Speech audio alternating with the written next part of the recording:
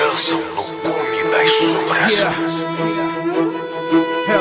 A luz não salvará você. Sou muito mais talentoso do que eu deveria. Inigualável praticante da magia sombria. Com o poder das sombras não há ninguém que compete. Quando criança resgatado e treinado por Zed.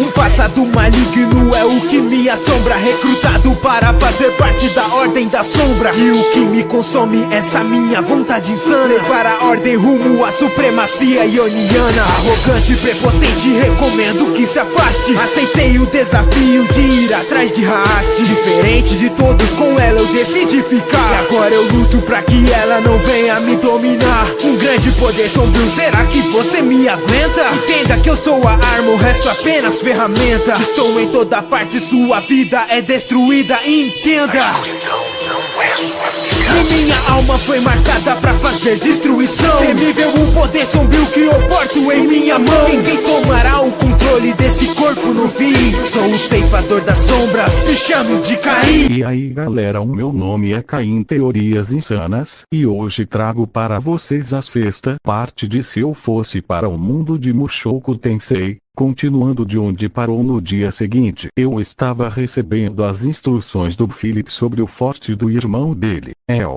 Vou trazer os meus primos de volta, Philip. Estou contando com você, Caim. Após ele falar isso, eu rapidamente saio da mansão e vou correndo em uma alta velocidade em direção ao forte. E então após um tempo eu chego no local e veria que tinha vários guardas, mas esse era o menor dos meus problemas, pois o Philip nos avisou que o forte inteiro está rodeado por um círculo de anti-magia. Assim eu só poderia contar com as minhas técnicas de respiração e minha esgrima. Ok, se eu fosse ele, onde é que eu colocaria duas crianças?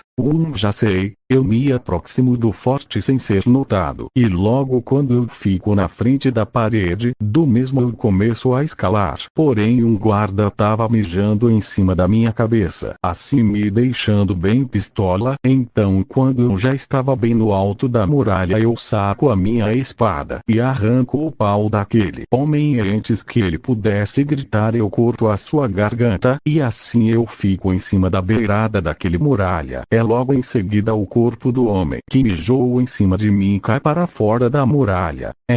Devia pensar duas vezes antes de mirar isso em mim, e de uma forma furtiva eu estaria eliminando um por um dos guardas que encontrava no caminho, até que finalmente consigo entrar no local onde eu iria, vasculhando quarto por quarto até encontrar os aposentos dos meus primos. Então eu entro e já dou o papo reto.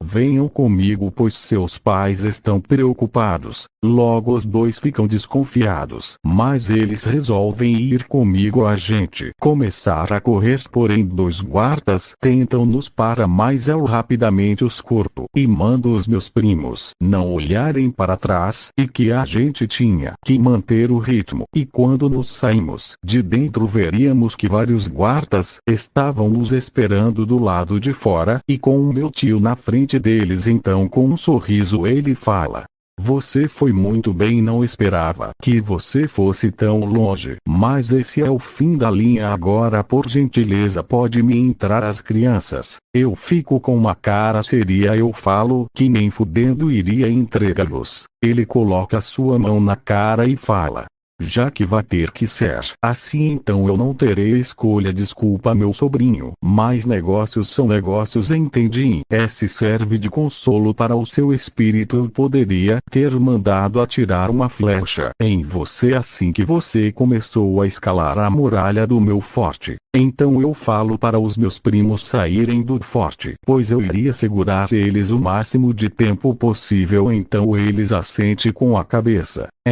De cabeça baixa e sem olhar para trás agora vão. E assim eles saem dali. Logo eu volto o meu olhar para o meu tio, enquanto segurava com força a minha espada. E então ele dá ordem para os seus homens atacarem. Logo todos eles vão para cima de mim, e então rapidamente eu faço a minha pose e falo: Respiração do trovão. Terceira forma, zumbido do trovão. Eu faço vários movimentos consecutivos com a espada, gerando uma onda giratória que atinge todas as direções. Assim eu elimino a maioria sem muitas dificuldades, e isso deixou o meu tio surpreso, pois não esperava que eu tinha tanto poder. Logo eu já mudo a minha postura com a espada e falo.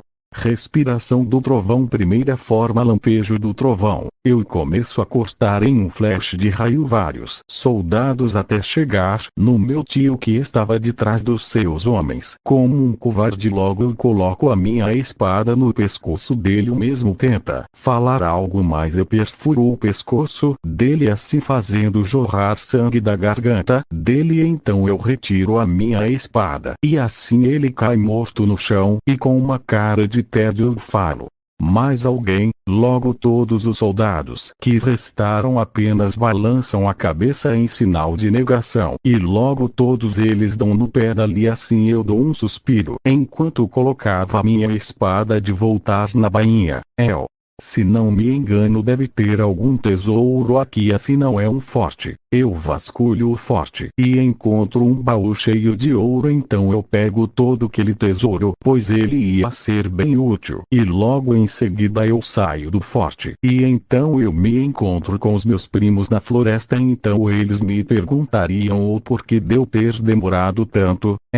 Só estava pegando os meus espólios de guerra. Eles falam que isso era errado, porém eu falo a clássica fala do Rock, que a ocasião faz o ladrão. Eles ficam como umas gotas atrás da cabeça. Assim a gente vai embora. No meio do caminho eu percebi que os meus primos eram bem legais, inclusive a gente tava batendo um papo sobre mulheres, e isso só me fazia pensar que toda a família do meu pai era muito errada de várias formas. E após uma longa caminhada nos chegamos na mansão, e quando o Felipe vê os seus filhos, ele não consegue conter as suas lágrimas, e assim eles vão na direção do Felipe, que dá um forte abraço nos mesmo. Então, ainda chorando, ele me agradeceria muito.